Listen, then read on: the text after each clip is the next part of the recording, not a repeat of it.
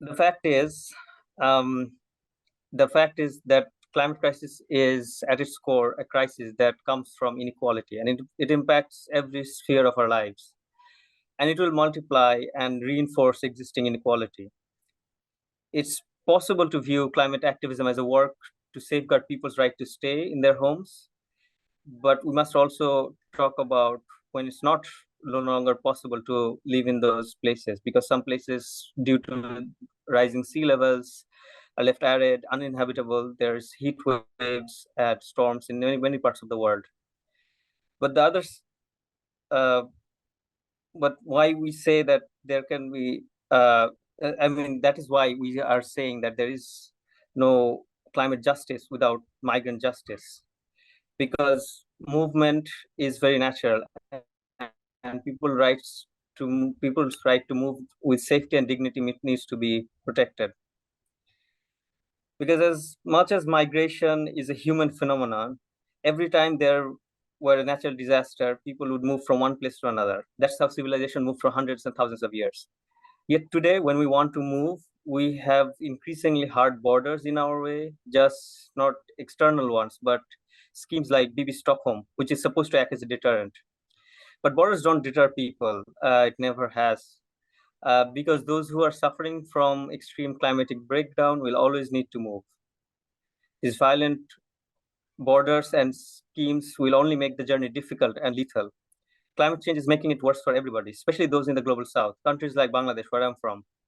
Excessive heat means some parts are becoming unlivable. Extreme floods mean that more people are losing their homes and livelihoods. It has been increasing year after year. Last year it was 42 degrees. This year it was 45 degrees in my hometown. My parents still live, and it will be 50 degrees soon. The Bangladesh didn't cause this chaos, but they are suffering for it. And we in the global north didn't cause it either. It's the oil and gas companies and their lobbies that have caused this extinction event. And although we may think about the global south as the only sufferer, I have seen weather patterns change, and it's happening in London too. It's happening in New York and Seattle, where wildfires are causing massive disruptions. Floods in Germany are costing lives and livelihoods. There is nowhere where it's safe. If we do not move away from toxic narrative and the use of concentration camp like barges for housing immigrants, how can we expect to be treated when it's our turn to move? Because let me reiterate, if we don't stop climate change, it will come for all of us. And having safe routes, a human way to help people get away from breakdown, is an essential climate justice policy. And it must be something we must focus on. Because cruelty and inequality got us where we are today, and it won't get us out of this rut. The way we get out of these problems is resistance, ending extraction of fossil fuels now and acknowledging the loss of lives and livelihoods it has caused, and provide everyone with the right to move and finding refuge. Here's a bit about me. I'm Shorka Shams. I'm from Bangladesh, like I mentioned before. I'm from a small town called Rajshahi. As an activist, I've been working on climate change issues since I was a child. For me, climate change isn't an outwardly thing. I lived through climate change, and I was in my home year after year, seeing weather patterns getting more and more extreme. At one point, we had to also uproot ourselves from our lives to look for an option outside of our hometown. Despite all this, I remain hopeful that fossil fuel companies that have an ironclad hold on governments such as the UK government or the Bangladeshi government, we can, with people power, change the course where we're going. And that eventually, when we are through it all, we can live a peaceful life without worrying about extinction level threat hanging over our heads all the time. On that, we have some exceptional speakers today who are part of the solution. Together, we will hear from an amazing panel, introducing Asad Rehman, who is and Crissie Amiss and Povey, all of whom have dedicated their careers to fighting for people's right to a dignified life. We will be having a Q&A session with the panel. So if you have questions about tonight's topic you would like to ask, please submit them via the Q&A function. We'll also hear from one of our amazing Just Stop Oil supporters who took part in Bibby Stockholm prison ship action last night. So there is a slow march with a risk of arrest at least once. You can join the slow march in your region or in London. We'll be marching every day from 30 October. The 18th of November, Just Stop Oil is holding the People versus Oil March in central London. This is a mass march in resistance to the state's genocidal policy. But we are holding space for struggle of those who are coming to the UK and the violence they're facing. And that is the no prison ships block in the march. So join us there and choose this pathway to act. The next pathway is if you think it's unacceptable how displaced people are treated and someone who is interested in standing in solidarity and resisting human treatment, then speak up if you'd be interested in future actions for migrant solidarity. Let Just Stop Oil know if you're ready to stand up in resistance to racist border violence, and this conversation will continue. The third pathway to action is people are attending non-violence training to learn skills and resistance to join us in civil resistance and feel part of the community of trust. The fourth one is we are also donating for those who are able to ask for donation of 1 hour worth of income.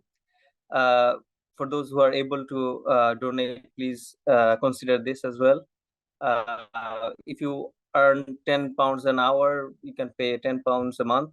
Donating will ensure that we can continue our work and campaign, and it plays a vital role.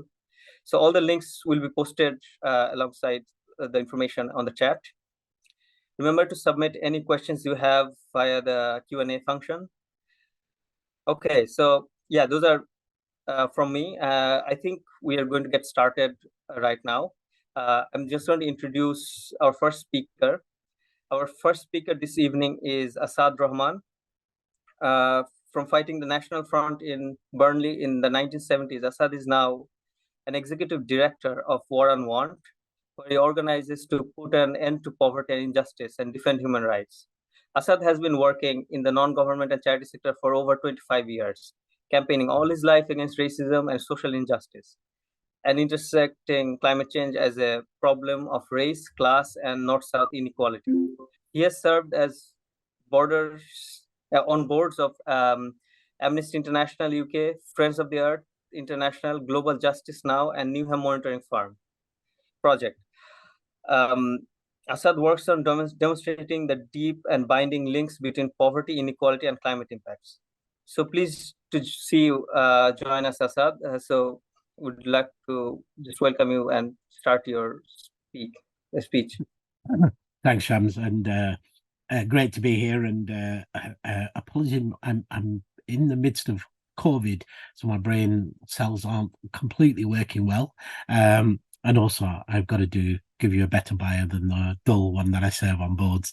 As you said, I've been very involved in building movements and finding the interconnections between them. So, and this is, I want to just thank JSO for the opportunity to join you all. And I think we should just start by saying how much and how far our movement has come since the days of polar bears on icebergs and empty calls for action. We together have moved the dial, and I was just reflecting as you were just speaking, Shams, it was, I think, over a decade ago that, we helped organise the first climate justice and migration conference to try connect the anti-racist struggles of migrant justice with and the struggles against hostile environment and the climate crisis. And I'm sure Tara and Crissie are going to speak a lot more about that. But we are in a moment where we can all see the violence of the system. If we wanted an example of that violence and the disposability that is built into this system that we live in, we only need to, of course, cast our minds back to the COVID pandemic and the vaccine apartheid and the unnecessary deaths of over 5.5 million people because our governments put the profits of big pharmaceutical companies ahead of people. We can even see it today at this very moment when we look at what's taking place against the Palestinian people in Gaza. The lack of both morality and compassion by our governments, even as thousands of people are dying in front of us.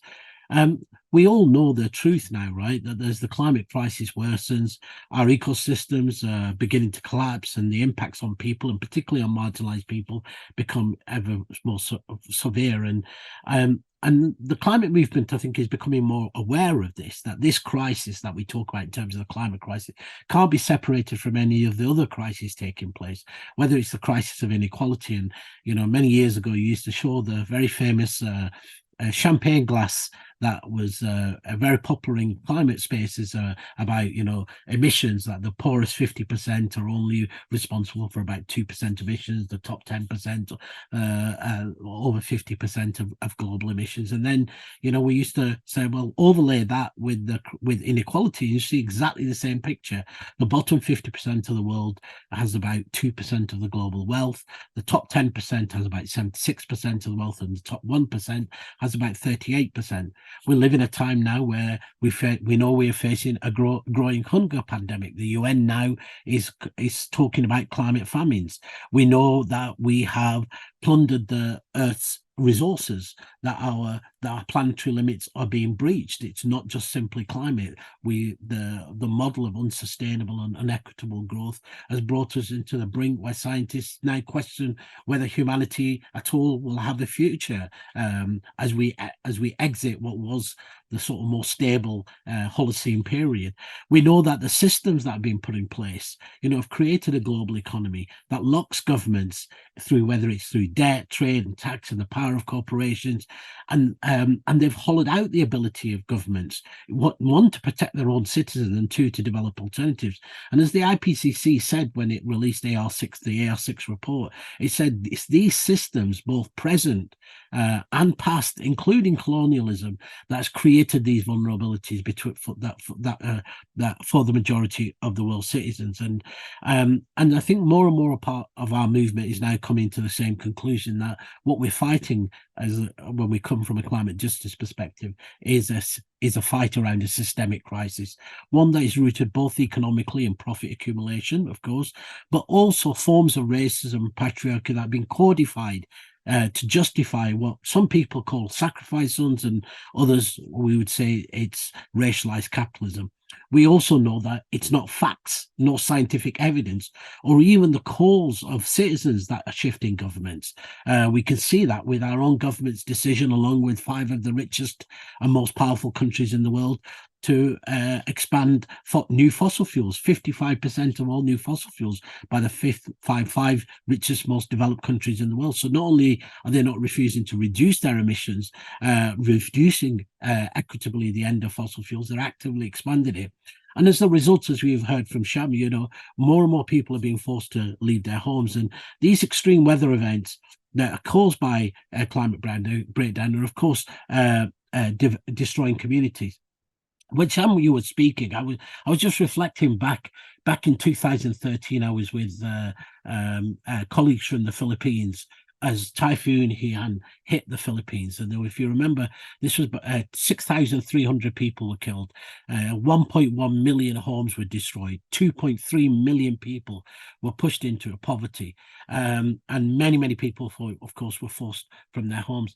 And this wasn't just a story of a climate disaster, but it was also a story of how a country was unable to mitigate, to protect its own citizens, how ongoing and historic exploitation had left these communities and people very vulnerable. And it's striking that since then, back in 2013, so nearly a decade later, less than 2% of those homes were being rebuilt. The majority of people were displaced, both internally within the Philippines and, of course, externally beyond the Philippines, as people left to seek work for safer, better life, and of course came into contact with the very racist and violent border policies that we see in the global north. And we know that these border policies go hand in hand with the overall framework that we see in terms of how to protect the resource and exploitation and extraction of resources, but not just of the planet, but of course of people. And that's the same logic as we know that it very much is part and parcel of the extractivist mindset that says we have to extract every last drop of oil, and of course in the process wreck the planet for the benefit of the few.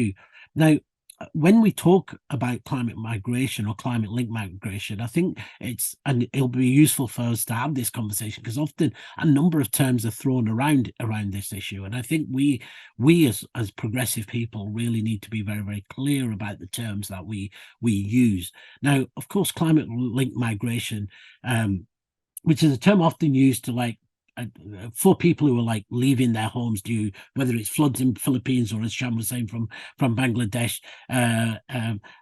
is there. And often our movement now starts talking about climate refugees, and it's important that actually we realize that the majority of our movements in the global south push back against that framing, right? That people are climate refugees. One, because we already know, and I'm sure Tara and others will talk about the attacks on already the existing definition of refugees, but also that the idea of refugees is so narrowed that realistically it's only applied to maybe a few 100,000 people in the small islands of the Pacific, because there's the people who are going to lose their islands, rather than the millions of people who are being displaced from their homes, overwhelmingly, as we know, internally displaced within countries. Very, very few people, of course, ever making it across the borders. But this intersection of climate and migration requires us, I really think, to go much deeper to understand both the frames and the logic of what is being put forward. So it's interesting when we think about, the borders and securitization of, for example, around the climate crisis. We now know that the very countries who are doing so little to tackle the climate crisis are spending billions more actually on border and surveillance industry. In fact, I think in terms of the money being put forward to both adaptation and loss and damage, it's close to nearly 3 times as much as been going to border securitization.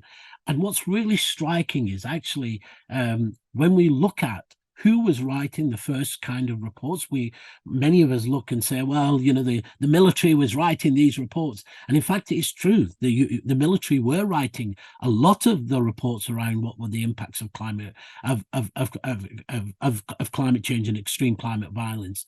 And it's noticeable that the first reports in the US, for example, that talked about climate-induced displacement of people were calling for a border wall way before Trump ever even knew the word. And they were calling for that the only answer to this climate crisis was not to actually try and address the climate crisis, was of course that the global north needed to erect walls and fences around it to protect itself. And of course, we know that this is a narrative that is being pushed by large parts of the far right, but it's not just in terms of the far right. You may remember, I don't know if people heard this speech by Joseph Borrell, who was the EU's Commissioner on Foreign Affairs earlier this year, where he was talking about the European Union's position in the world, and he characterized it as such. He said, Europe is a garden, and around the garden, the jungle is trying to get in.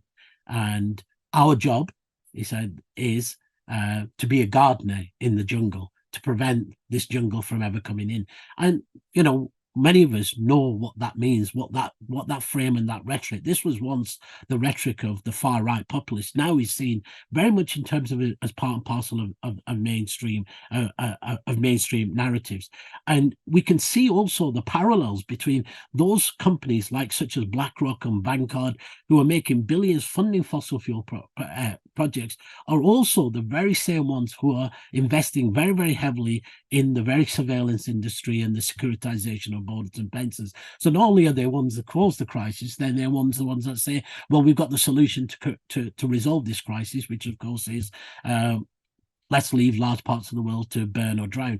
Now, the former UN Special Rapporteur on Extreme Poverty and Human Rights, called this, and he said that we're now living in an era of climate apartheid, where the rich will use their wealth to seek safety, and the poor will be left to burn and drown.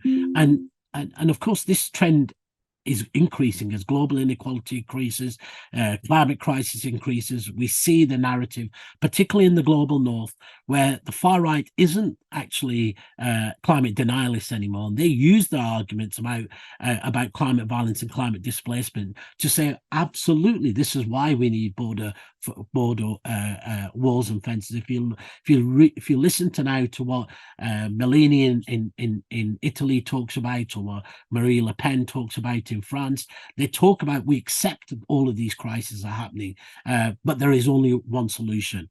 So I think for us, when we know that this is a fight that we can only win if we as a movement are connected and are more powerful than the individual some parts, because we should be honest about ourselves that the climate movement by itself has been unable and cannot win this fight, but then neither can other parts of our movement. We have to find a way which begins to weave together a movement of movements, begins to weave together a narrative and a framework, and sees those moments and identifies those moments and those connections between our struggles to be able to advance together. So I wanted to just talk very briefly about what building solidarity between the sort of climate justice movement and the migrant justice movement really looks like. Now, many in the climate justice movement, particularly in the global south, have characterized this as being saying we want the right to stay as well as the right to move.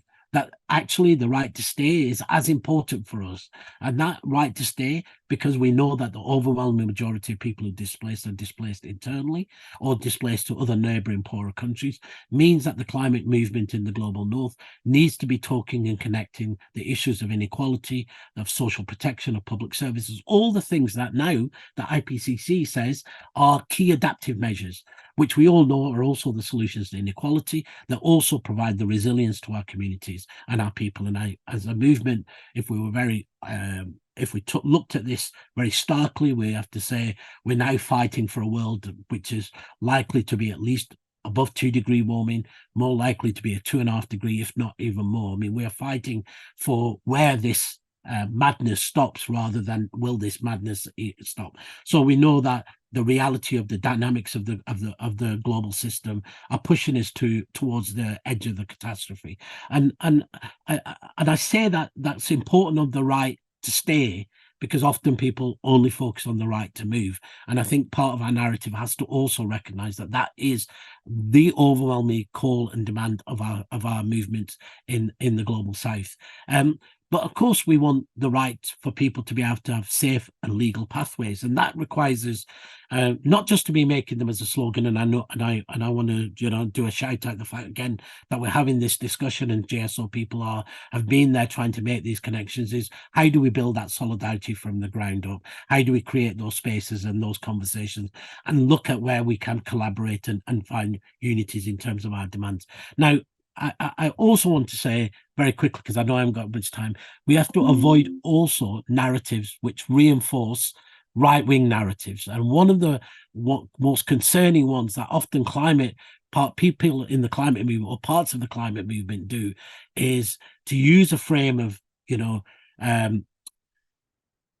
if we don't act, millions of people are going to be on our borders or coming across our thing. So they use the security narrative to try and see as if we could force the governments to act more urgently and more rapidly. And of course, that just simply doesn't work. What it does do, it actually reinforces right-wing narratives around the securitization, and that migration in itself is something to be deeply concerned about and to be acted upon. And I'm sure other speakers will speak about that. So I think we have to tread a very, very careful line, and I'm looking forward to the discussion, which is, how do we talk about migration in a way that isn't about scaring people or using migrants as bogeymen to be able to drive action in the global north.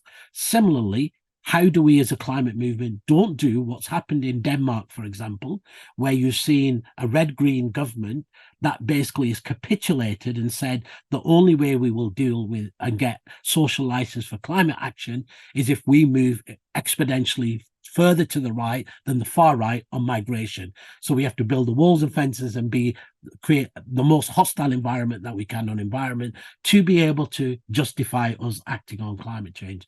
There is definitely a different narrative, and I think, as you said, Sham, really is rooted in the right of people, everyone, to be able to live with dignity and, of course, in harmony with our planet. This movement has to be a movement of movement. It has to have a shared vision. It has to have a shared narrative. And it has to be able to understand which are the fights we need to fight. And absolutely, one of the most critical fights in this country is, of course, around how this government is weaponizing and driving and trying to drive migration as a not just as a culture war issue, but as a dog whistle issue and frames that many of us last saw and fought against in the 1970s when the National Front were putting on their posters, but now have become mainstay of public discourse. I think I probably spoke for too long, so I'm going to shut up now. No, those are like very important points you made. Thank you so much, Asad, for that enlightening speech of yours. So our next speaker is brilliant Crissie Amiss. Crissie is a grandmother and a carer and mixed-race daughter of post-World War II immigrants from Germany and Nigeria. Crissie has been a full-time community activist since the 80s. She jointly coordinates the Global Women Against Deportation and is active in Women Against Rape and Women of Color and Global Women Strike. Crissie is a former UK National League basketball player and a founder of All Nations Women's Basketball, an anti-racist, anti-sexist basketball initiative in Bristol from 1987 till 1991. Thank you so much for joining us, Crissie. The floor is yours. Well, I want to start by thanking you for inviting us. Perhaps a little bit of background. Global Women Against Deportations is it's a coalition based here at the Crossroads Women's Centre, and it consists of the All African Women's Group, which is 100-strong women's group, women, refugees and asylum seekers. It's a self-help organisation, and the women are not only from Africa, they're from every continent. It also it consists of legal action for women that has done a lot of work on, for example, providing self-help material for people inside detention, an amazing self-help guide. Women Against Rape, which is one of the oldest anti-rape organizations in the country, and Women of Color in the Global Women's Strike, which used to be Black Women for Wages for Housework in the 70s.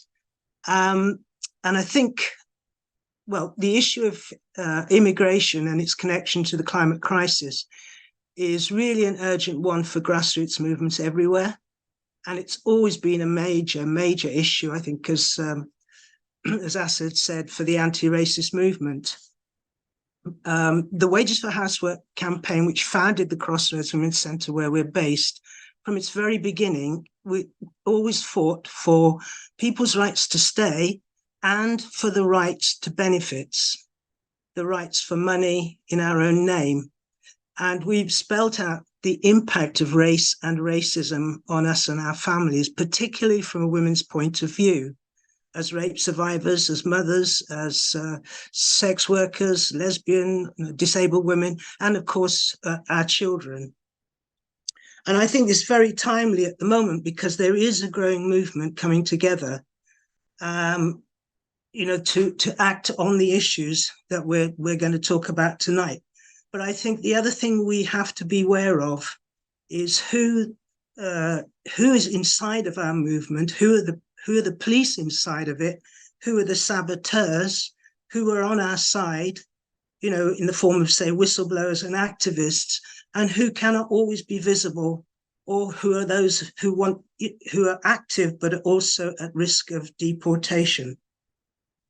Now, over the years, and we have been campaigning really since the mid-70s, we've had to call out a whole set of people from the ambitious feminists, the NGOs, the politicians and the left-wing groups that have either never wanted to hear our voices as women or as women of colour, or who, when they did, they used our struggles to advance themselves at our expense.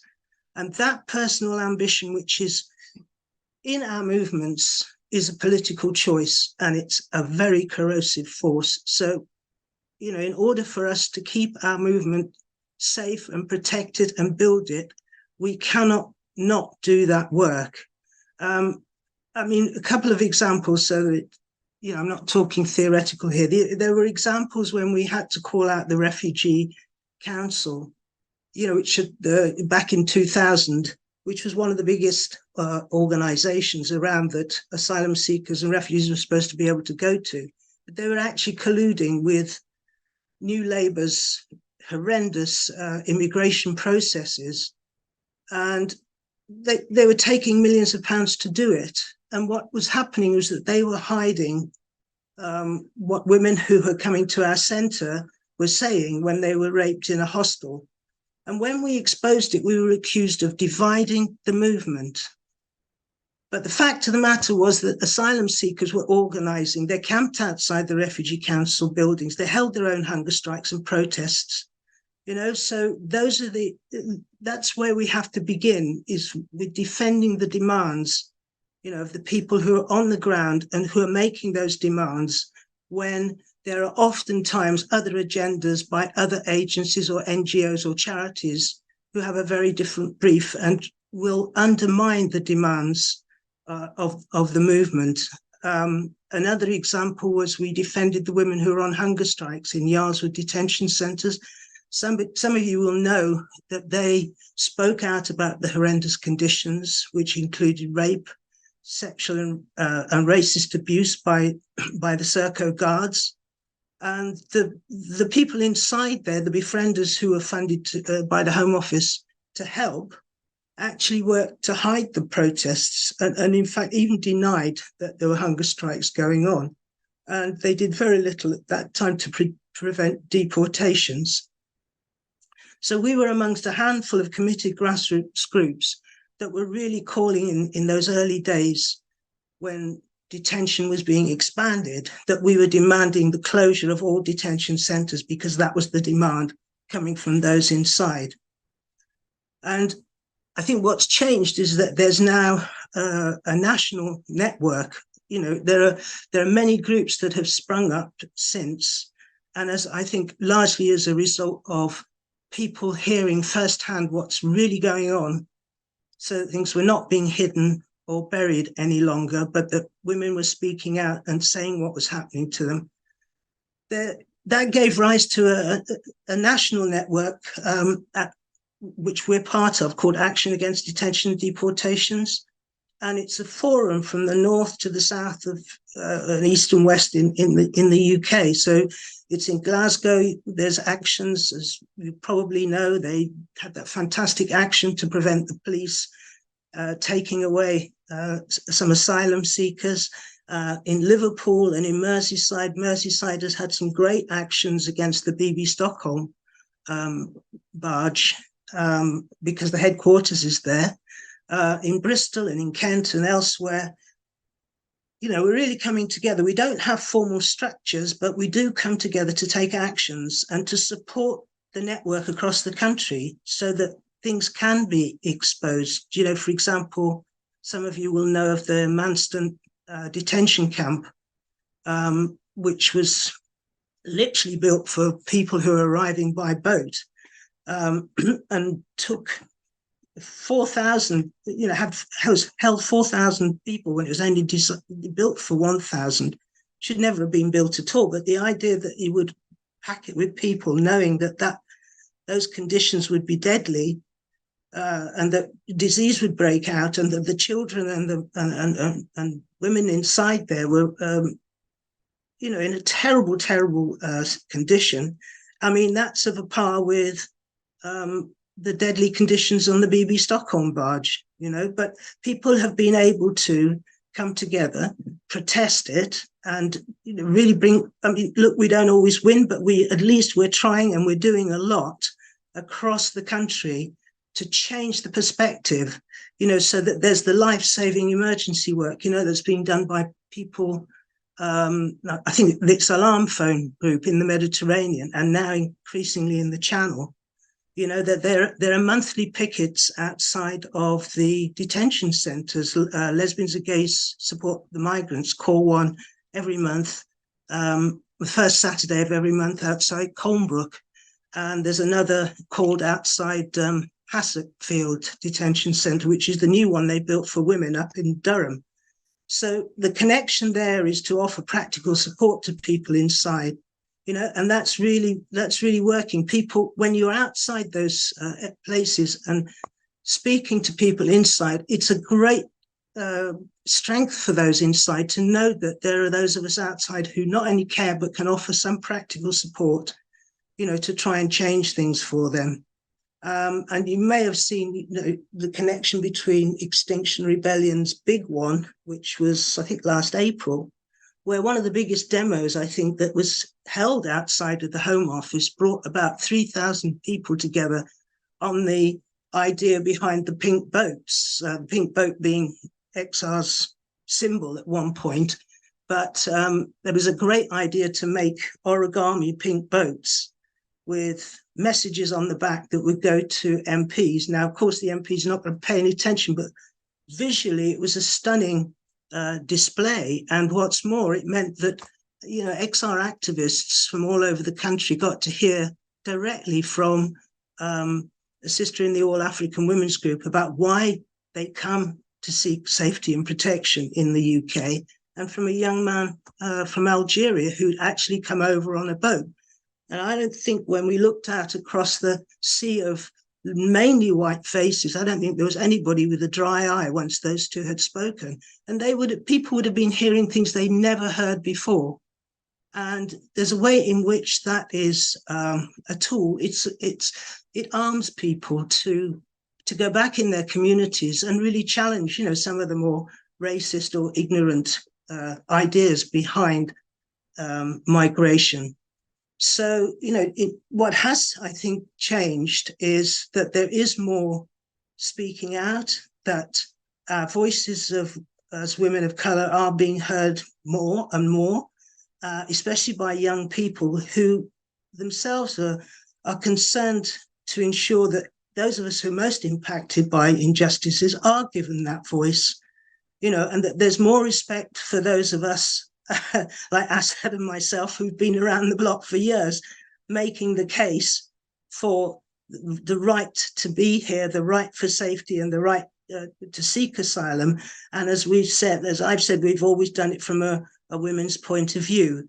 And, that is partly the right that we're demanding to be here is based on our centuries of unwaged work, from slavery, from colonialism, from every other injustice.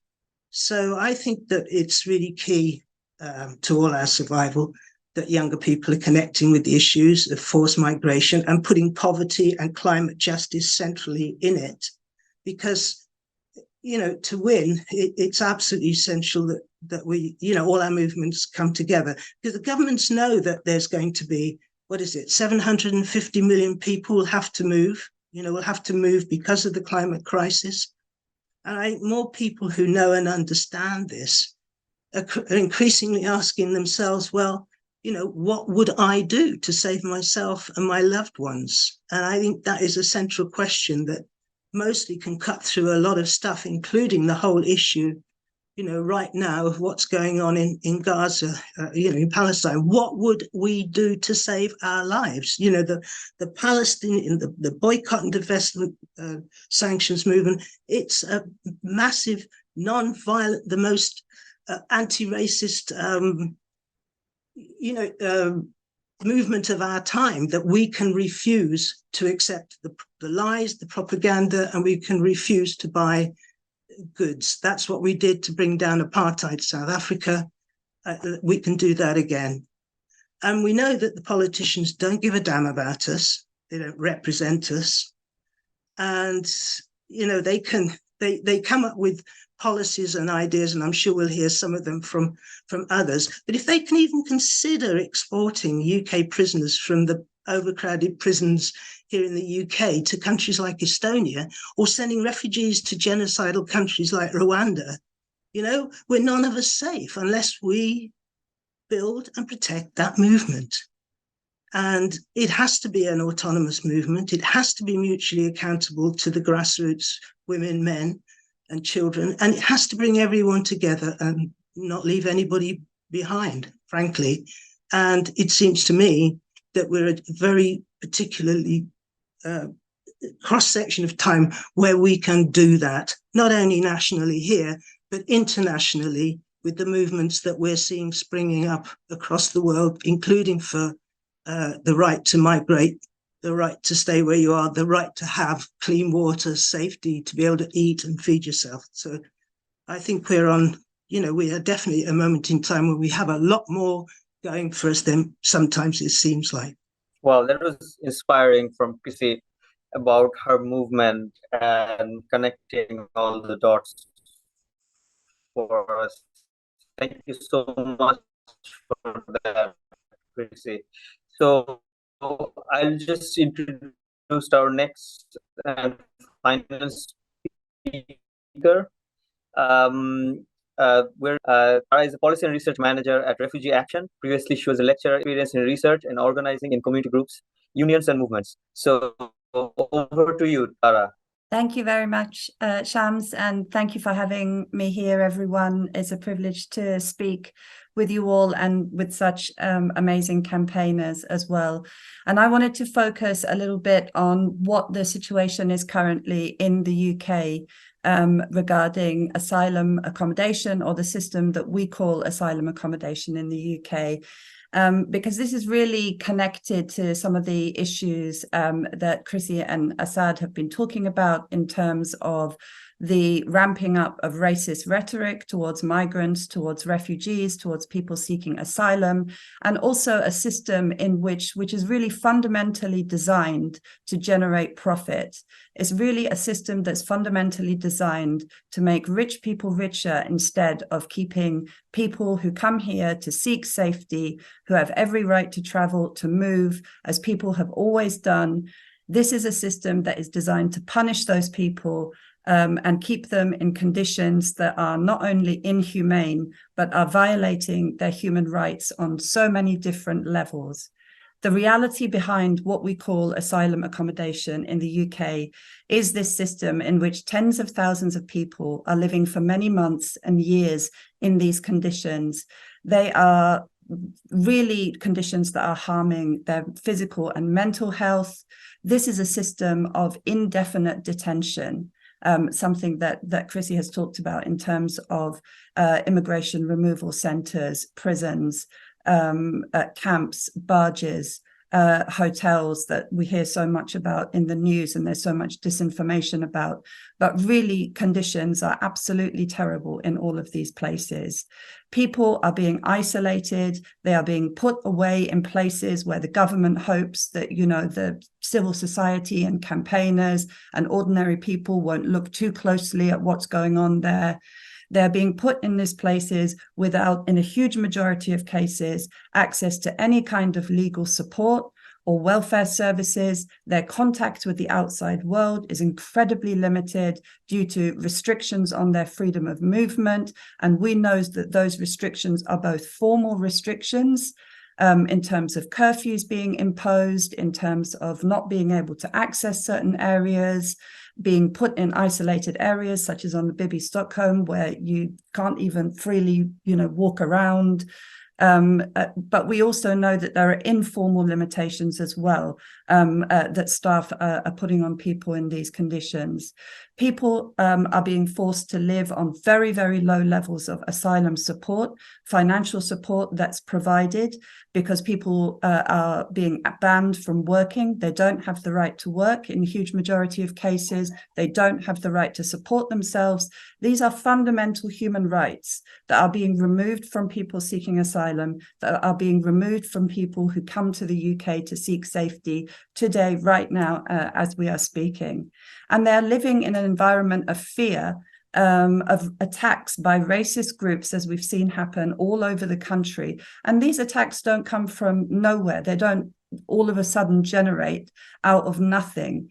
These kind of attacks are being stoked, and they're being enabled by the language that is coming out of our very government, the Home Office, which actually has the charge of processing people's asylum claims fairly and in a timely way. Instead of doing that, is actually engaging in this kind of punishment and in this performative cruelty and in this dehumanizing language against the very people that have come here to seek safety. And these are conditions that are so bad that actually it presents a clear threat to people's lives. In fact, there was a joint investigation between by Observer and Liberty Investigates earlier this year that found that at least 107 deaths took place of people seeking asylum who were being provided with Home Office housing between 2016 and 2022. So this is a system of de facto detention. And at Refugee Action, when we researched this system and when we spoke to caseworkers and volunteers and people who were living in these types of accommodation, we really found that this is a nationwide system of de facto detention. And it's also a system of segregation. Because when we see people, you may have seen the news about news articles to do with people seeking asylum, to do with refugees. It's very clear to all of us that these are people, a huge majority who are being caught up in these conditions are from countries in Asia, in Africa, in the Middle East. They're from countries that were colonized by the UK and by European powers, countries that were destabilized, countries where there is ongoing foreign policy, which is devastating in terms of its impact on those areas. You know, Britain gained trillions in terms of its empire, and yet it's still extracting the resources from those areas of the world. It's still engaging in devastating military campaigns. It's still enabling this foreign policy of extraction, which is causing displacement, which is causing mass conflict and persecution. And then it is that very same government, this very same policymakers who turn around and shut the door on people from the global south and people who are forced to move because of this level of destabilization. It's those very same policymakers who have said, we are not going to accept people moving. We are not going to accept that people need to flee persecution and conflict. We're going to shut the door on them. We're going to let people drown in the Mediterranean and in the Channel. And if they do manage to make it to the UK, then we are going to subject them to conditions that violate their basic human rights as punishment. And as a deterrence for other people who might also have the temerity to try to leave countries that the UK foreign policy has also destabilized. So these things are, as Asad and as Crissie were talking about, these things are fundamentally linked.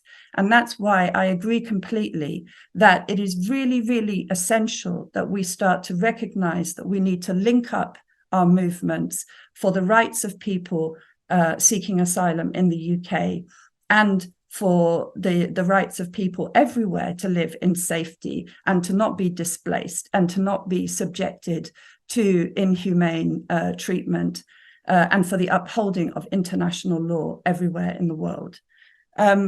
What we've really seen as we did this research on the asylum accommodation system is that this practice of detention has been growing over the past decades. The UK has one of the largest detention estates in Europe. It's the only state to use detention without time limit.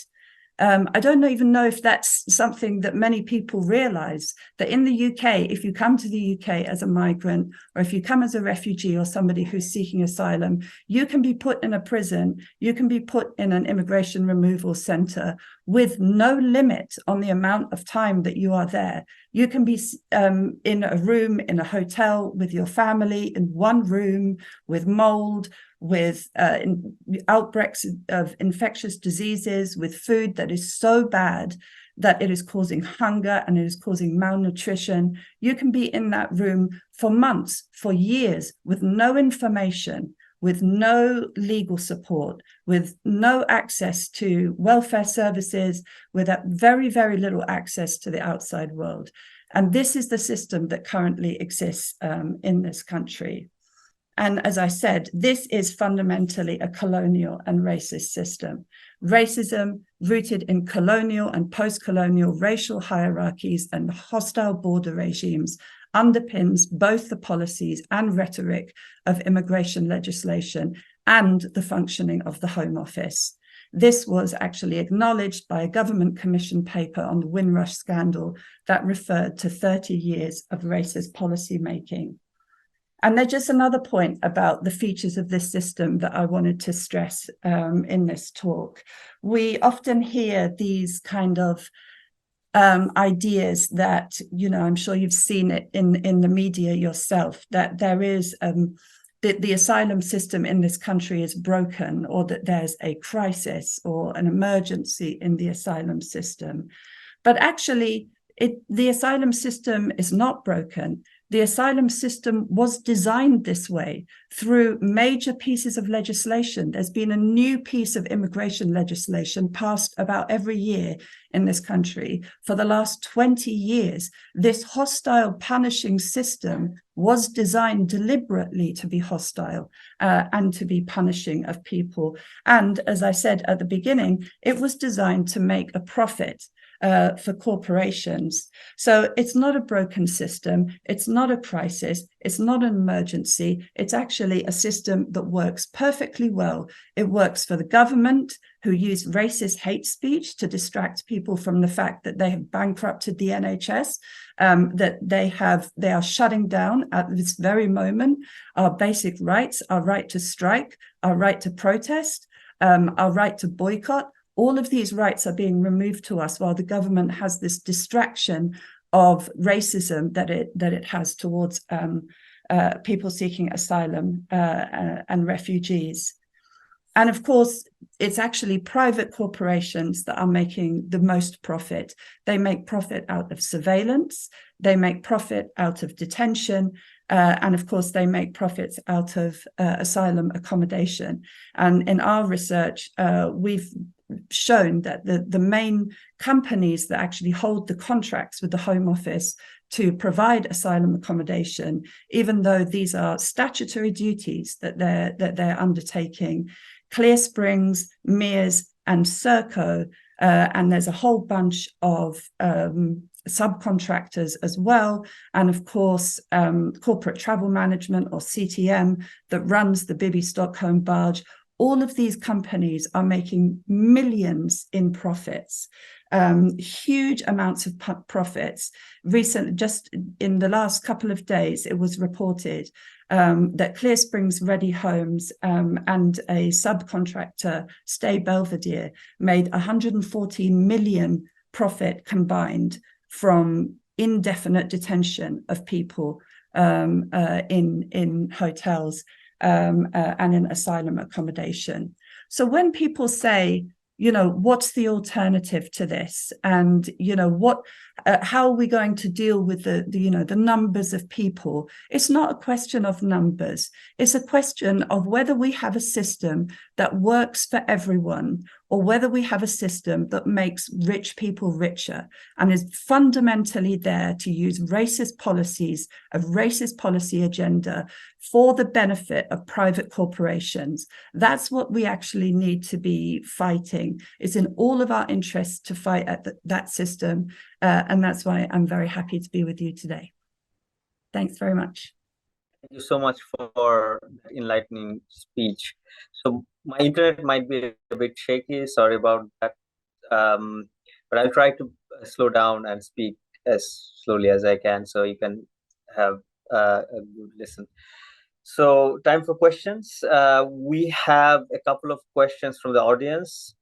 Due to timing, we can't answer them all. If panelists can give a concise answer, as concise as possible, so we can get through as many questions as possible.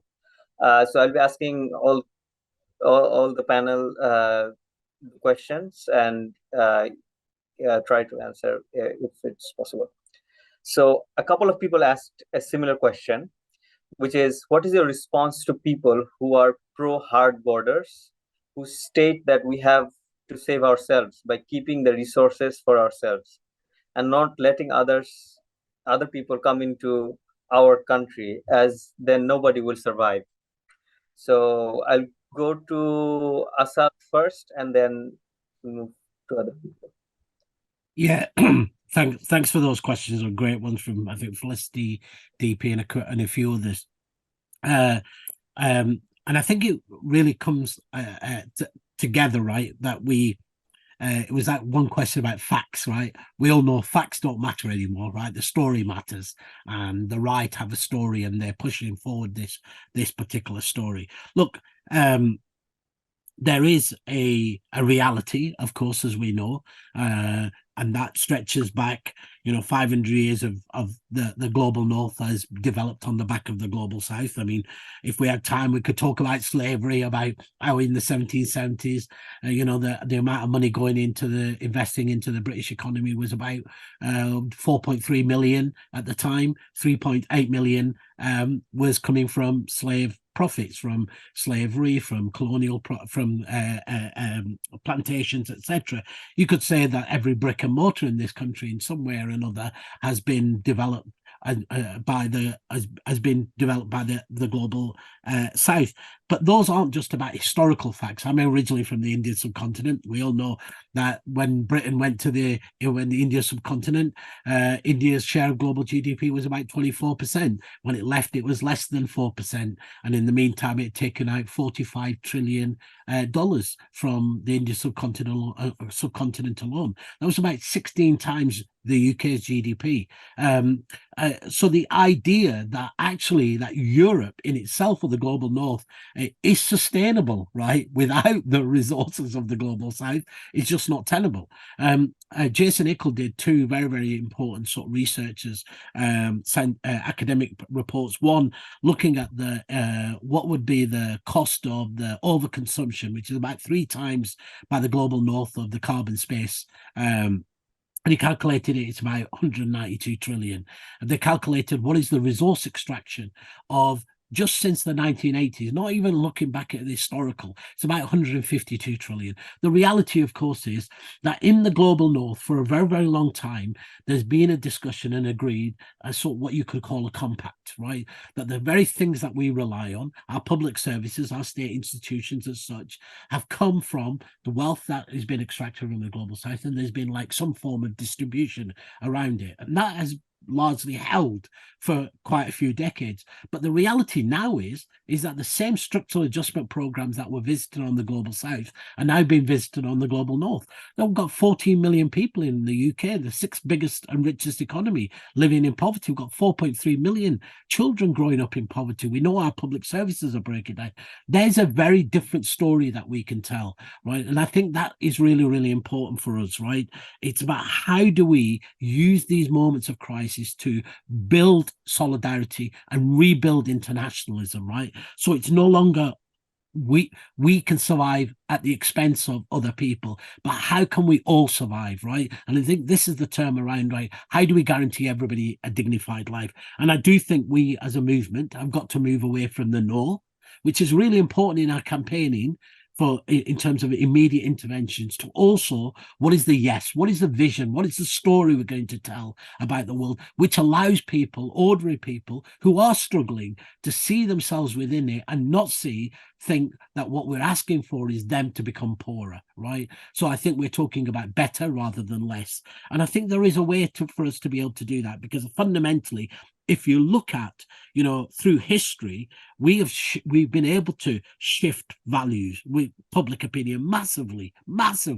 In fact, all social changes happen because we've shifted public opinion, because we have spoken about a set of values, right, which connected people, and it didn't matter whether they're connected within our country or across borders. We can do that again. I think we have to be clear about who the villains is, and I totally agree with Tara.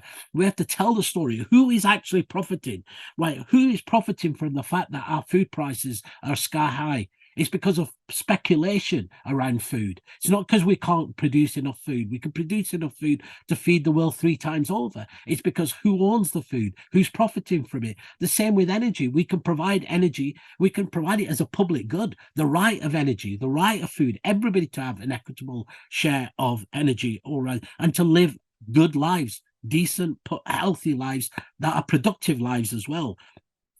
And I think that means thinking about, how do we connect the material considerations that people have in the global north with the story about the global south? And we've long argued as Warren One, the way to build that solidarity is to say, we have to fight for an NHS here. Absolutely. But we can also say an NHS here and a global NHS. We can fight for public services here and say we want to fight for global public services. As long as people don't feel that what we're asking is that they are giving up something, most ordinary people, I genuinely believe, I'd say, absolutely, I totally agree. Everybody in the world should have this. So it's never a question that there is not enough wealth, that there is not enough resources. It's a question of who owns the wealth, who has the wealth. Now, as Warren, what we did a study, for example, about the mineral extraction of the continent of Africa. And currently 100 companies, British companies, own $1 trillion worth of Africa's mineral wealth resources. That's more than the entire GDP of every sub-Saharan African country put together. We know that actually, that question about how do you ensure that we have a fair and just society here, but not at the expense of a fair and just world, is very, very easy. We have to change our tax and our trade systems. We have to address the crisis of debt. We have to look at the global financial architecture, which is impoverishing people. There is a common fight, a fight that increasingly everywhere in the world, people are coming to the same conclusion. The system is rigged. It's not that it's broken. It was rigged to do a certain thing. It's doing that, and more people are being impoverished because of it. That allows us an opportunity to tell a very, very different story. And within that, I think it is then, that classic, you have to do values, you have to do villains, and you have to do a vision. And our vision, of course, in that vision, we have to also be then bringing in migrant justice within that, the right to move and right to stay. Look, the IPCC, when it concluded its report, not last year, the year before, the AR6 report said, change is now inevitable. The only question is what kind of change and who will pay the price. And we have to be really central to that conversation. Who is going to pay the price? Because it's no longer this price that is going to be paid just by the poorest in the global south that you can turn. Actually, the poorest in the global north are also paying the price. That allows us to find ways in which we can rebuild that solidarity. And that's why, as War on Want, we work a lot with our movements on like a radical idea of what would a global Green New Deal look like that, guaranteed everybody the right to dignity, in harmony with the planet, that tackled the climate crisis equitably and fairly, which would mean that we have to go beyond just saying no to fossil fuels or even yes to renewable energy. Actually, we should be talking about energy as a public good owned by people, so we can have an equitable extraction, distribution and generation, so everybody has the right to energy. Similarly on food, you just cannot transition this food system in a way that is equitable unless we are willing to accept billions of people dying in the rest of around the world. Same on tackling inequality. I mean, and I said before, it's incredible that the solutions to the crisis of inequality are the same adaptive solutions. What determines whether an impact of a climate violence or a climate disaster is, do you have access to public services? Do you have income coming in? Do you have social protection? These are all the demands that ordinary working people in Europe are making. They're also being made in the global south. That's why we talk about we have to form not just a just transition, a justice transition that connects us, but doing that within planetary limits fundamentally means you have to talk about a system of racialized capitalism, about profit accumulation, because that is what the real fight is. Now, increasingly, more and more people, and you see this all around the world, are saying, actually, there's a crisis of capitalism. Our movement, I think sometimes, doesn't want to say that, right? The mainstream climate movement. They want to talk about what the effects of the system are, but not what the root causes and the drivers of that system. We have to change that, because we have to know what that enemy is, because that is where actually you begin to build the unity of our movements. And as Tara said, you know, this is where we start to look at who profits and how does practical solidarity then begin to emerge. So when we start to target those who are financing fossil fuels, we actually also start to target them because they're also financing the prison system, the refugee camp, and the securitization agenda. And often they're exactly the same people. So this is where common targets, common ways of building solidarity, and a very, very different story is the only thing that's going to save us. Thank you so much for this amazing answer. I'll go with the same question to you, Crissie. Well, it struck me that whenever there's a question of, well, some of us will survive and some of us won't, I always want to know, are you ready to go first? I always want to put the question back on the person who's putting that question to us. I've been working with women seeking asylum from rape and torture since about 1991. And we did a lot of work, as I said, interviewing women, but not just because we wanted to interview them or we thought it was a therapeutic thing to do, but oftentimes because we had to write expert reports for women for their asylum appeal claims. And in all of that time, I've never had one woman who said, I really wanted to come to the UK and leave my family. I didn't want to come and leave my children behind. I didn't want to come and leave my community. The soldiers came, they raped us, they drove us out. Or the land is so polluted, we can't grow food anymore, you know, from Shell polluting the land, absolutely clogging up the rivers.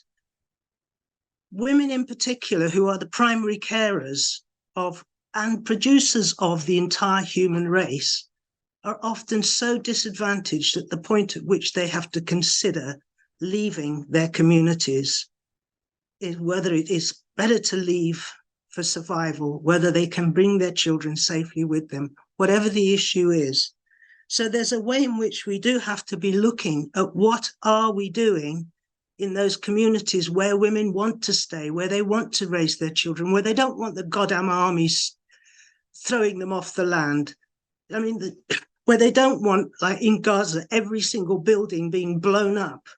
You know, there's a way in which we have to look at what we, those of us in the global north, have got a responsibility to be doing to make the situation in the countries that people are at the moment fleeing from a place where they can safely live, if they want to.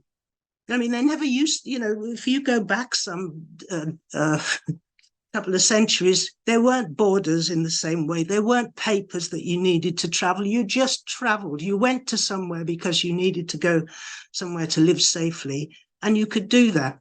You know, and there's a way in which that is a world we have to get back to, where everybody's survival is central, not just some, but everybody's, that we leave nobody behind, that every life has a value and every life matters. And that is only going to happen when we work together internationally across the borders and across the obstacles that are put in our way to get where we need to go for all of us to survive. This planet has got finite resources, but they are manageable. You've got women right now in Andhra Pradesh, in India, who are going back to natural farming, which is feeding their communities, which is regenerating soil that Monsanto destroyed the shit out of. And they are able now to build proper communities through self-help organizing together amongst themselves. That particular project, which was introduced by an extraordinary guy called Vijay Kumar, he tried to bring it in by asking the men farmers to use the natural farming approach. They didn't want to do it. But when he went to the women, they were interested in it. They could see the benefit for themselves, for their children, for the community. And it wasn't about making money. It wasn't about using expensive fertilizers. It was about doing something completely natural. Not only have they regenerated the soil, not only are they feeding their communities, they're also regenerating the climate around the areas where these practices are happening. So we know we can reverse a whole set of things on the basis of deciding that that's the priority. That it's not a priority, as and as Tara described, the billions that are going into the destruction of places, the money that is being made. You can't, the idea we got 4.5 million kids starving in this country is just an outrage. But it is the same outrage for others in other parts of the world. Collectively, we can do something about it. So that's where I feel we're at internationally, is we need to be sharing the things that work, working out how do we all manage to survive in the places we are in, if we can, as well as having the right, if capital can bloody travel freely, so can we.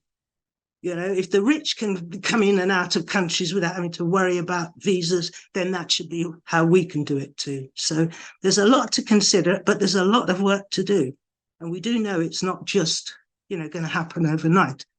And it is struggle that wins it for us. And it is coming together that wins it for us. And it is recognizing that things have to change from the bottom up, from those who are most impacted first. Thank you so much for that, Crissie. So I'll move to Tara with the same question. The question is how can the climate, the question is what is the response to people who are pro-hard borders, who state that we have to save ourselves by keeping the resources for ourselves and not letting other people into our country, as then nobody will survive? Over to you. Thank you. I mean, I won't add that much to the excellent responses that Asad and Crissie have already given, but just to reiterate, we cannot survive alone. We are part of a global system. We saw during the pandemic that, sooner or later, these, you can put up as many walls and borders and hostile and punishing systems as you like. But the reality is that we are all dependent on each other. And it really is people for, we need a system that's for the people and not for the profiteers. And that's what is in all of our interests. Yes. We still have time for one more question. So if the panel can give a short answer to this. It's a great question asked by a few people, which is how can the climate movement work more effectively, contribute to social justice? How can we intersect and integrate the climate movement and anti-racist work effectively and overcome sectarianism? So I'll come back to Asad with this question for your answer, and then we'll move on to Crissie and Tara. Well, I suppose it begs the question, let's define who is the climate movement, right?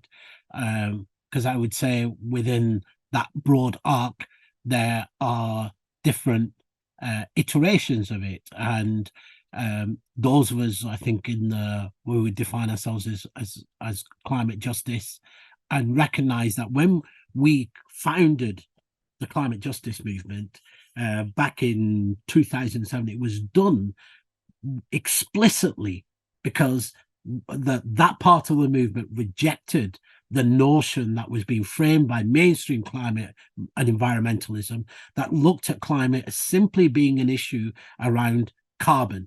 that this was a throughput, that if you changed the carbon and reduced that everything would be all right, okay.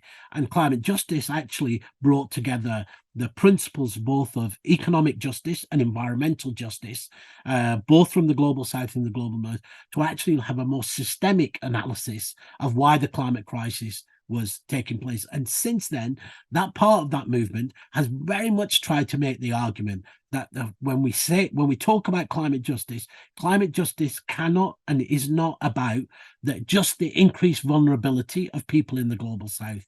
It begs the question to understand why the climate crisis is taking place in the first place, and having a deeper analysis, and then the pathways out of it.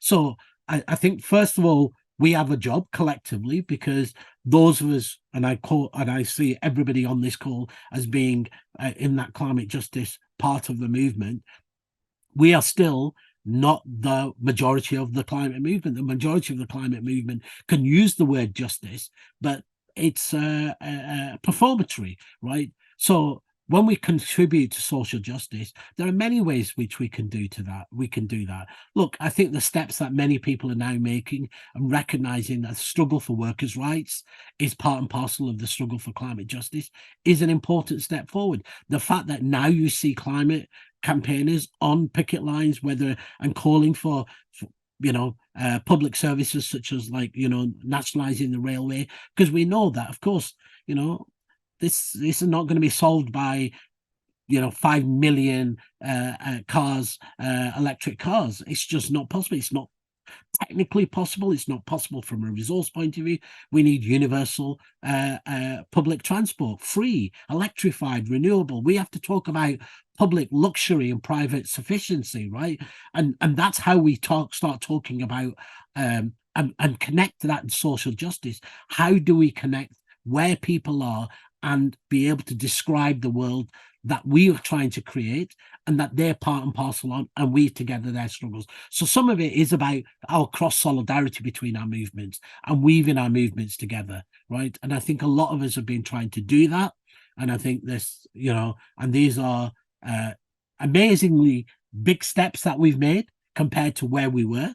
Of course, this is still a start of this journey. And the fact that now climate activists are recognized that actually part of our struggle is also the struggle around migrant justice, around refugee rights, is an important step forward. We now have to force the other part of the climate movement, the more mainstream climate movement, to actually also recognize that. And that means, that's of course part of what we're doing about shifting the anchor of where the climate movement is. Look, I remember, back in Copenhagen in 2009, the then ambassador of the G77, who was called Ambassador Lumumba of Sudan, he chaired the G77, and he was sat there, and he had his head in his hands, and he lifted his head up, and the tears were rolling down his eyes, down his face, and he said, I am being forced into accepting a deal which is a death sentence for my people, and the money on the table is not even enough to pay for the coffins. He said, this is climate fascism. And then he went on to say, he said, what's striking is that, after 500 years, the West continued to see us as disposable. Now, what was striking about that was not that he was talking to governments. He was talking to mainstream environment movement. He was talking about, why are you siding with European Union and the United States and the UK and protecting their economic interests and not standing in solidarity with us as people of the global south? Now, that we've come a long way in moving some of that conversation. It's not got far enough, right? And that is one thing that I think we need to do in terms of how we integrate the climate movement and the anti-racist work effectively.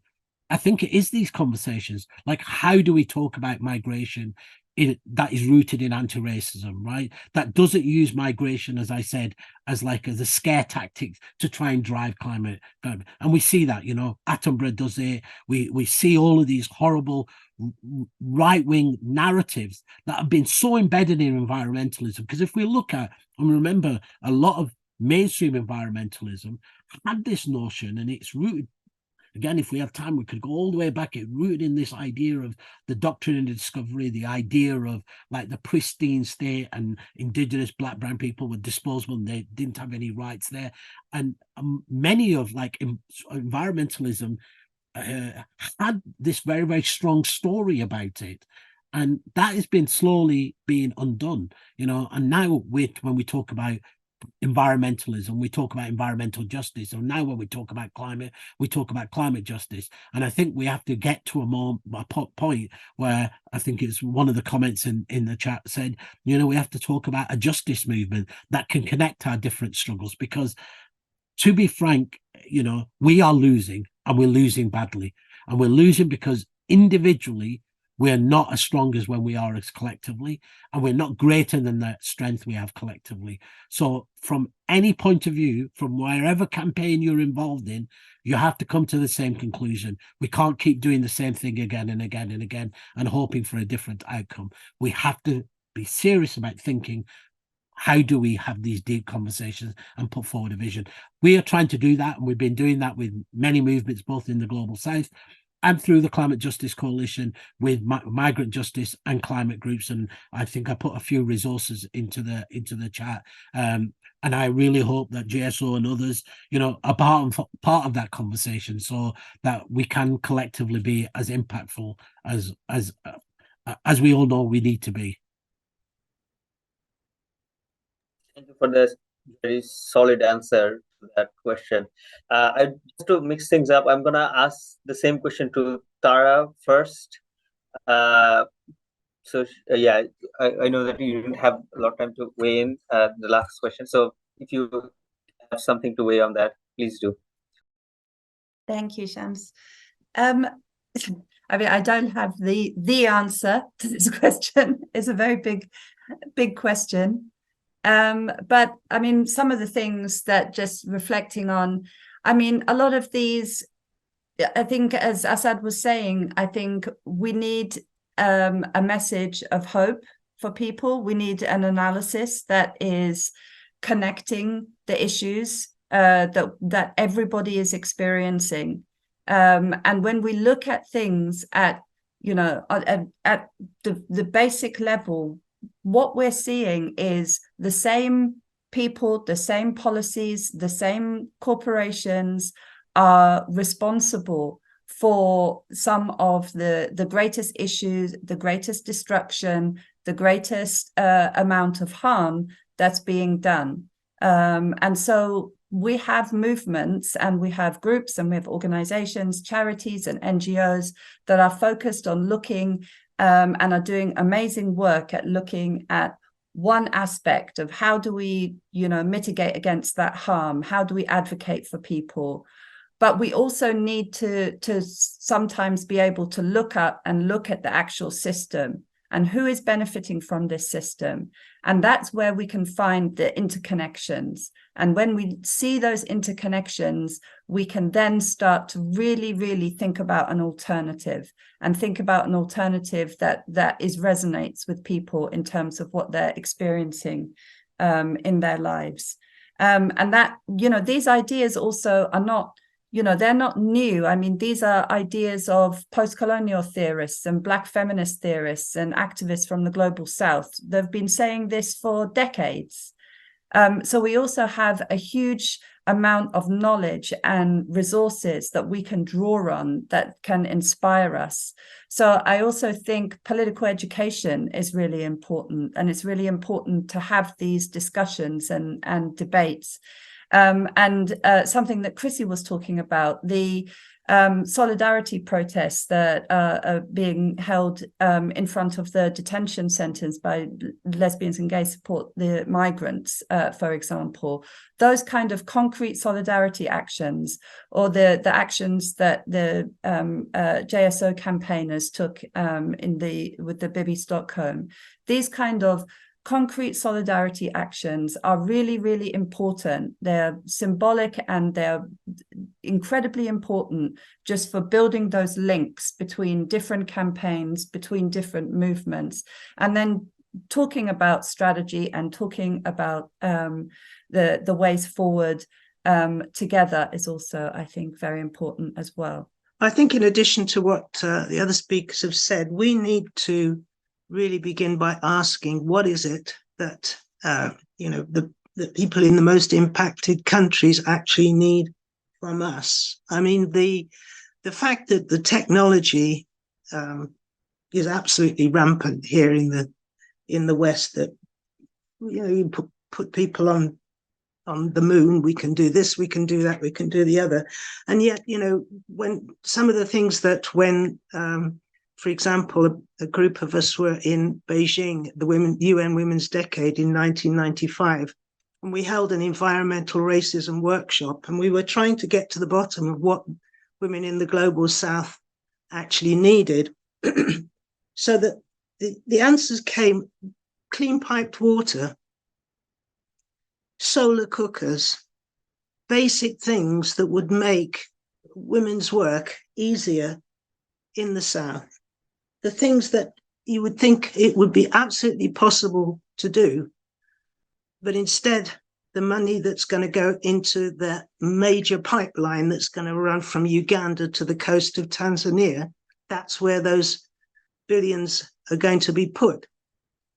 And I was just in a meeting tonight where one of the organizers who's campaigning against that pipeline has actually asked for people to come together around that. In other words, to take the struggles that are in the global South, the countries where they are ready to put their lives on the line, and for us to join and do what they want us to do or what they need us to do at any point in their struggle. Because we're not leading struggles. We have to be part of the answer and the solution that others need from us. So I think that's kind of a bit fundamental. The most important thing is to begin by listening and finding out what it is that others need us to do in order that their lives can be improved. Thank you so much for your enlightening answer. So thanks, panel. We're just closing the Q&A. Finally, tonight we will hear from one of our amazing Just Stop Oil supporters, Mary, who will share her story of partaking in the No Prison Ship action last week, which many of you might have seen in the news and on social media.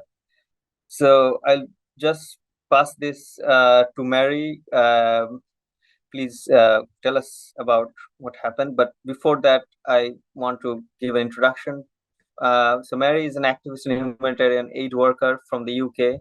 Since she was 18, she has participated in search and rescue operations for people crossing the Aegean and Central Mediterranean seas, and in the refugee camps in Greece, as well as working with displaced people in the UK. She just completed her master's degree in refugee care and is soon returning to her rescue work at sea, as she feels compelled to support freedom of movement and safe passage for all displaced people. Such an honor to welcome you, Mary. The floor is yours. Hi, everyone. So glad to see so many people here, and I'm really sorry to say I haven't been able to listen to the other panelists and to the rest of the discussion. I'm actually on a shift at the moment for a hotline that supports people crossing borders, and it's been really busy this evening. We've had a lot of boats crossing the Mediterranean, and we take their calls and try and support their rescues. So it's invaluable work, and many of the people that have been put on the Bibby Stockholm will have crossed many of these dangerous routes to reach the UK. And I've worked all along those routes and sort of witnessed every part of these people's journeys. So that's why I decided to join this action with the Just Stop Oil supporters, and feel very strongly that these people have the right to adequate, dignified and respectful accommodation. I could just ramble on, but actually I think I'm going to read something.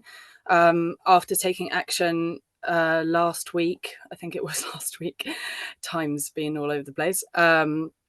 I took the train home, and couldn't stop writing. I just sat on the train writing and writing and writing and writing, and it was maybe my way of processing what had happened, but I felt so angry and just wanted to let it all out in words. So I'm going to read what I wrote on the journey home from taking action last Thursday. My heart is aching and burning and breaking. It feels like the world is turning inside out, with all the molten lava at its core oozing out all over us. It's only a matter of time before it reaches me, and I'm scared. Today I was the subject of sickening hatred funded and supported by my government. Along with fellow Justipore protesters, I walked peacefully into a road in front of a coach carrying 29 asylum seekers towards incarceration on the Bibby Stockholm, a floating prison stationed at the docks in Portland in Dorset. This floating prison is owned by a family business that was founded by a slave trader. The business is yet to acknowledge this. It has previously been used in the Netherlands for the same purposes, where one of its inhabitants had ended up committing suicide. In the short time that the Bibby Stockholm has housed asylum seekers in this country, there was an attempted suicide and an outbreak of a deadly virus in the water system, which could have been lethal. Both examples of how this barge is not fit for housing this group of people. As we attempted to stop the coach to protest against the use of this barge for hosting asylum seekers, we were met with a shocking display of hate. The bus driver did not stop driving, pushing a line of protesters into the back of the car in front as they shouted, "Stop!" The car in front was also blocked by protesters. The door of the bus opened and a group of very intimidating security, without uniform on, came out and told the car to just drive into us. "Just run them over," he said repeatedly. "Just run them over." A journalist holding a camera to the scene screamed, "I've got all this on film, you know." They didn't seem to care. Orders from the Home Office versus some civilians in orange vests. It's clear these men knew that they could get away with doing whatever they liked, including ordering cars to run us over. The car pulled out and drove around the protesters, leaving us in front of the bus alone. We put our bodies in front, putting our lives on the line. Sorry, I've lost myself. We put all our bodies in front, putting our lives on the line to stand against our government's racism and inhumane border and migration systems. We were sitting down peacefully and lying in the road. The bus pushed the line of protesters at the front of the bus on top of us, causing them to trip over us on the floor. They were not stopping. Had we not been dragged off the road by others or scrambled to the edges ourselves, we would have been flattened by the fascist wheels of Suella Braverman's prison bus. The bus started moving faster and faster as activists continued to try and resist. As the last person fell away, the bus continued its journey across the causeway towards the prison ship. Later that day, 29 asylum seekers were forced to board the ship. I am in shock. The Tory regime is willing to commit manslaughter on a bunch of citizens standing up for the rights of 29 innocent people. What would have happened if somebody was seriously injured or killed by the bus? Thankfully, this was not the case, but it so easily could have been. It was clear that the bus driver was following orders and not stop driving, that the bus was full of security guards instead of humanitarian aid workers, and that the Home Office was expecting backlash because deep down they know that what they are doing is fundamentally wrong. They know that they are endangering lives and are not ashamed to go ahead anyway, ploughing down anyone that stands in their way. Although we didn't stop the bus from taking the people to the prison ship, or even stall them for particularly long because they ploughed straight through our block, we succeeded in showing the brutality of the state. It feels like this is just the beginning of a full-blown attack on civil resistance and solidarity. We will not stop resisting, and the state will only continue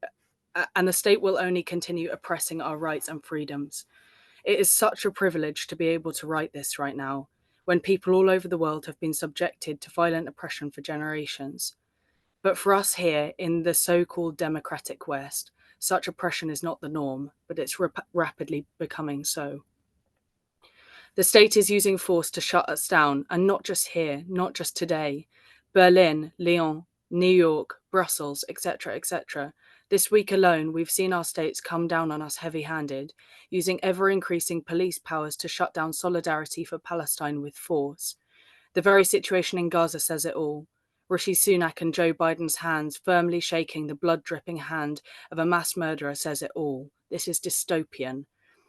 Countries murdering each other like pawns on a chessboard, trivial games for power-hungry men in suits, tit for tat, 1,000 kids for an alliance, an invasion for a NATO registration, a life for another dollar or a vote. It's disgraceful.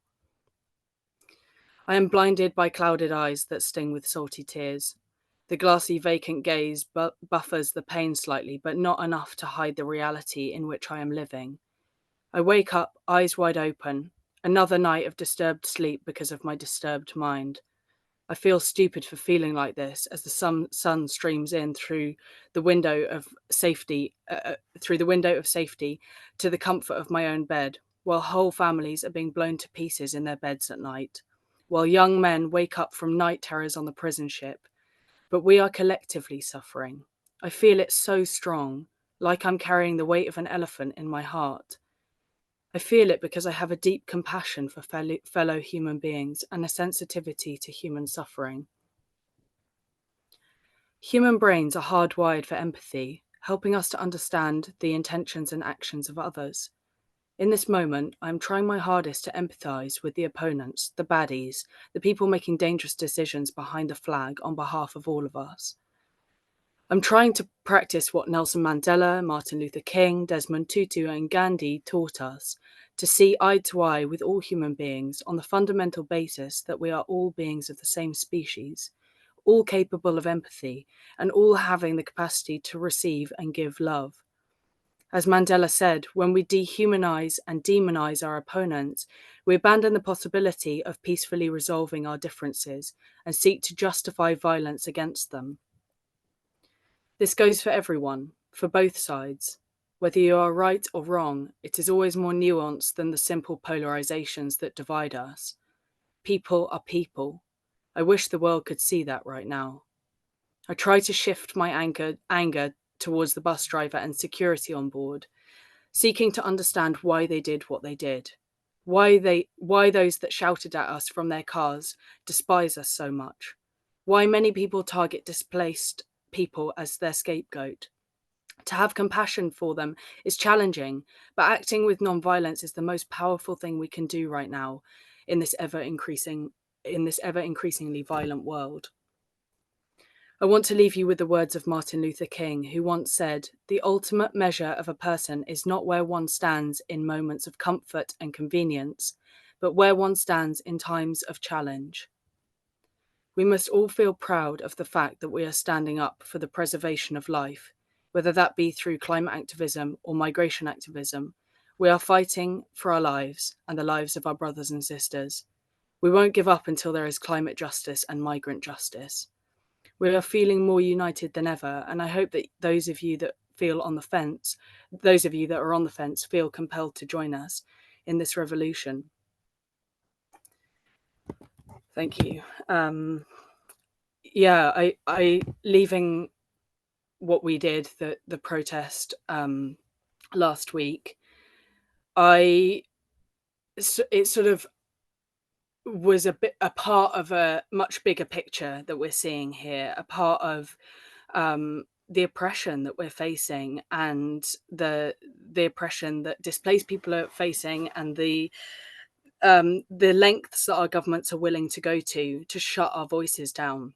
And they've already shut down the voices of the displaced people, and now they're going to shut down the people, us, who are trying to raise our voices on their behalf. And that's really scary. You know, they want to close us, shut us down, push us away, silence us. And it felt very scary to be at the receiving end of that, when we know that, you know, the people on that bus have to put up with that every day, and will have to put up with that every day being on the Bibby Stockholm. So I feel really compelled to continue taking action against this government's inhumane migration policies.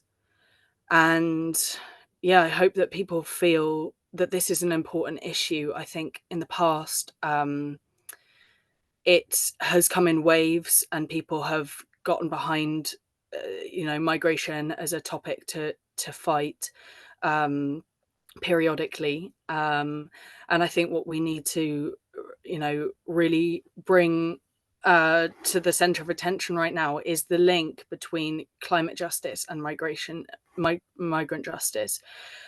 Migration and climate go hand in hand, and I'm sure you've been talking about that all evening. And we really have to stand up for these people, because it's a result of the things our countries have done in the past that a lot of these people are fleeing. And as a result of the things we're doing now, opening up new oil and gas is a death sentence to people in the Southern Hemisphere. And that blood is on our hands. If we open those new oil and gas reserves, we are condemning people to death, and we have to stand up against that. It's so easy to be removed from the reality of those people's experience when, our politicians are sitting in an office in London, and they don't see it, they don't hear it, they don't relate to it, because they don't have any connection with the people. And that's what we need to do. We need to connect person to person, human to human, and realize that, like, we're all the same, and one day it might be us, and when it's us, we will regret not treating these people with the respect and dignity that we would wish to have if we had to flee for our lives to another country. That's a high possibility, and if that day comes, those politicians will be feeling very silly. So yeah, it was a very intense experience, something that we really didn't expect to happen. And I know that everybody's sort of still processing this experience and figuring out what's next. But I have to say, it's been incredible to have the support of the group. It's amazing how quickly you bond over a challenging situation. And it's been really nice to see the solidarity of the group. Everyone's looking out for each other. And this is the culture of the revolution. This is the culture of people coming together and rising up together, is that we're there for each other, and we're there for the other people that need support outside of our movement. And it's about solidarity and unity and coming together and standing up for what's right. But in the process, having empathy and compassion for the people on the opposing side. And that's something I'm really trying to explore in my mind, is how can we go about doing that, and trying to bring non-violence into our mental and physical being. And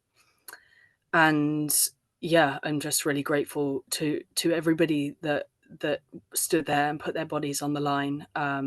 It was a really scary thing to do, and it happened so fast. And as I said before, yeah, this is the extent that they're willing to go to. And I'm glad that we were able to expose that to the world, because it needs to be seen. Thank you.